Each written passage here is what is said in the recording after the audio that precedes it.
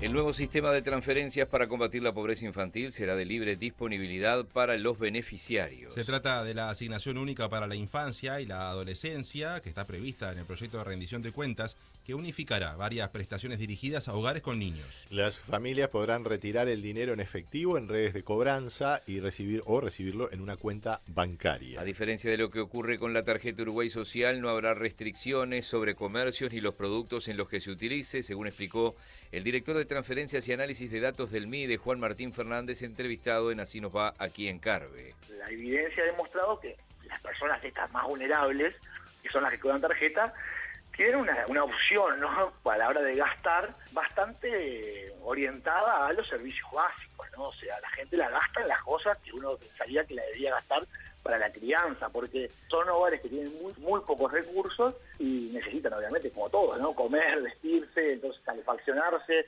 Estos son generalidades. Después es verdad que puede haber familias que lo malgasten, que también lo pueden malgastar hoy. Esta asignación única lo que hace es apoyarse en esa ley de inclusión financiera y en esta búsqueda de que las personas puedan disponer del dinero para afrontar los distintos avatares que sufren en el mes.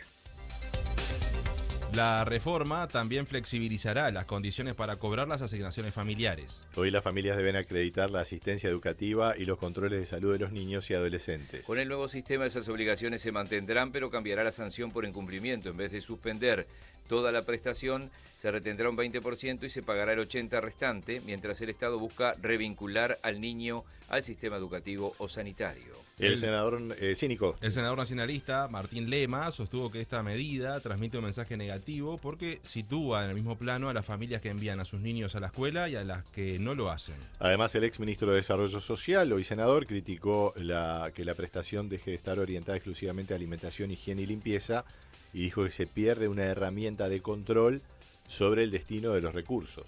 Terminaría siendo una prestación social que no genera una contraprestación, pero que a su vez no busca asegurar que sea para alimentar, para higiene o para la limpieza. Por eso es un retroceso lo que se está planteando. Y a su vez se está interrumpiendo una estrategia que empezó en el periodo pasado de el abordaje multidimensional. Acá se busca cambiar una estadística monetaria, pero sin tomar en cuenta otros factores. Los jubilados y pensionistas que cobran en más de una caja dejarán de presentar la declaración jurada de IAS a partir del próximo año. Ese trámite permite sumar las distintas pasividades y determinar si corresponde pagar una diferencia del impuesto. Con este nuevo sistema, el ajuste se realizará automáticamente mediante retenciones complementarias. El director de DGI, Gustavo González, dijo a Informativo Carve que quienes quieran descontar el crédito fiscal por alquiler, allí sí deberán continuar presentando la declaración. En febrero de cada año nosotros le vamos a informar a cada caja prestadora cuál es la retención complementaria que tiene que aplicarle a cada contribuyente para completar el impuesto del año anterior, ¿no? Entonces lo que hace es retenerle en 10 cuotas entre marzo y diciembre. Se aplica una retención complementaria para completar el impuesto del año anterior, cuando haya quedado un saldo. Y con eso liberamos al contribuyente de tener que presentar la declaración y pagar el impuesto.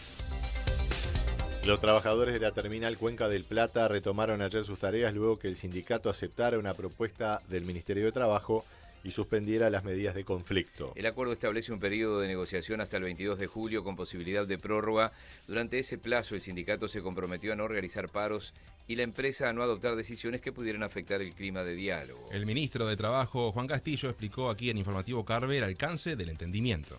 Limpiemos de vuelta la agenda, retomemos la negociación colectiva por los puntos que están en debate, en discusión de intercambio desde las bipartitas que ellos venían manteniendo, saquemos lo que se había propuesto y lo que se había dicho y arranquemos a discutir los puntos que integran y que contienen el convenio. Para hacer eso nosotros pedimos a las partes no innovar, que nadie tome medidas distintas a las del momento cero, no medidas que puedan generar un rechazo, un desánimo de parte del sindicato hacia la empresa y ahí volver a restablecer la negociación.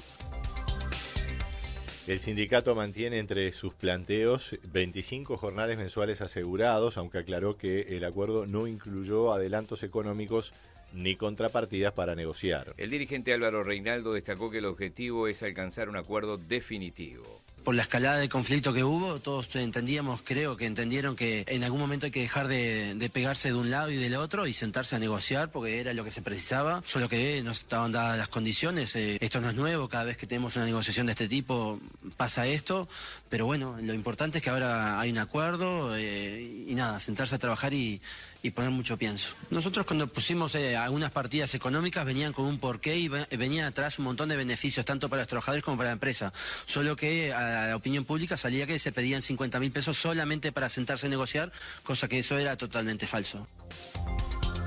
Bueno, y en otros temas, la Asociación de Funcionarios Registrales comenzará a aplicar medidas sindicales a partir de hoy en todo el país. Hasta el miércoles no entregará documentos.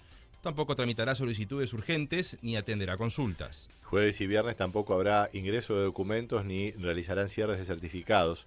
Si no hay respuesta del gobierno, desde el martes 21 se suspende la atención al público, salvo para vencimientos y caducidades. La Federación Uruguaya de Magisterio rechazó el presupuesto para la educación en la rendición de cuentas. El sindicato denuncia que el aumento otorgado a la ANEP es apenas el 10% de lo que había pedido.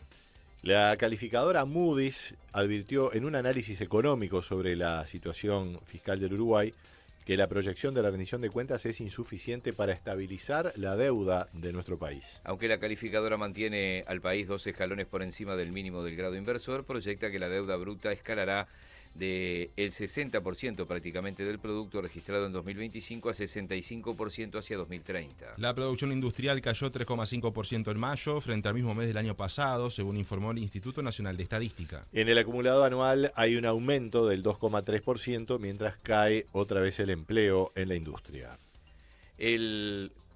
Legisladores frente amplistas, nacionalistas y colorados elevaron a la Asamblea General el nombre de Daniel Radío para su designación como nuevo comisionado parlamentario para el sistema carcelario. El Partido Nacional cuestionó la falta de recursos para el Ministerio de Defensa en rendición de cuentas. El diputado nacionalista Gabriel Gianoli dijo que la cartera no recibirá fondos adicionales y por el contrario resignará unos 132 millones de pesos en salarios y gastos de funcionamiento. No hay un solo peso para los soldados, se podrán hacer diagnósticos que viven en asentamientos, que tienen el salario deprimido, que son familias monoparentales, que reciben violencia. Todo eso dice la ministra que es su preocupación y iba a pedir presupuesto, pero no lo logró porque no solo no lo pide, sino que le va a devolver al Ministerio de Economía 132 millones de pesos que se dividen entre gastos de funcionamiento, que son 70 y pico de millones, y gastos de retribuciones, que son 58 millones de pesos.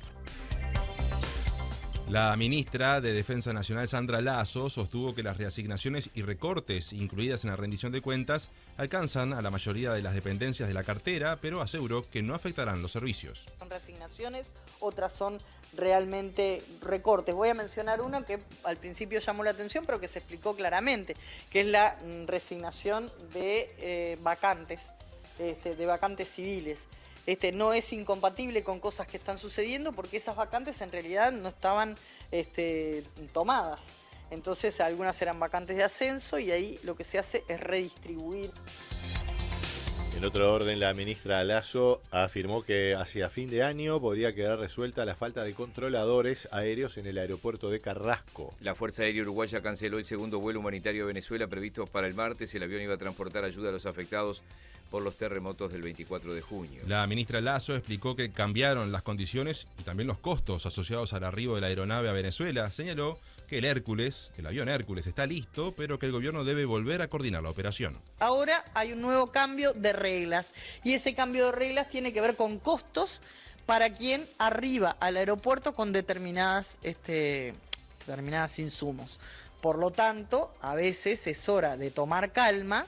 Y esa definición la toma el Ministerio de Defensa Nacional, no la toman ninguna de las fuerzas por su cuenta. Entonces, vamos a pensar correctamente, el Hércules está pronto, no tiene ningún problema, pero sí, se han cambiado las reglas de juego, tenemos que sentarnos a dialogar.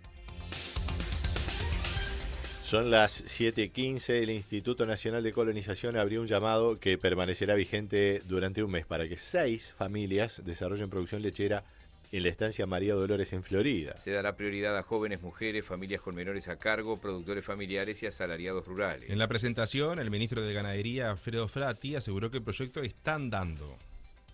Yo no recuerdo una compra de 4.000 hectáreas en plena zona lechera de colonización. Es un hito histórico, a mí me parece que ha sido muy bueno el desarrollo. Ya atendieron más de 100 productores lecheros, ahora abren para 6 productores, están para hacer un llamado también para el corral de engorde y a su vez también van a recibir ganado para el campo de recría. Por lo tanto, me parece que los tiempos y la velocidad que se ha trabajado en María Dolores, desde mi punto de vista, también es un hecho histórico.